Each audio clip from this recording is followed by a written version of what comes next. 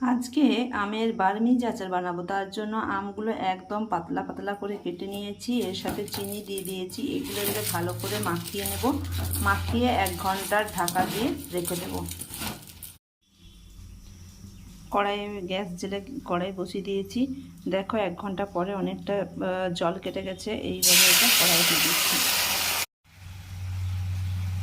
এর সাথে ভিনেগার দিয়ে দিলাম। এর সাথে হলুদ, বিট নুন, কাশ্মীরি লঙ্কার গুঁড়ো আর ভাজা মশলা দিয়েছি। ভাজা মশলাতে দিয়েছি ধনে, জিরে, 5 ফোড়ন, মৌরি আর একটু দারচিনি। এগুলো সব শুকনো খোলায় ভেজে গুঁড়ো করে দিয়ে দিয়েছিলাম। এবারে এটা একটু রসটা ফুটতে দিয়ে দেবো।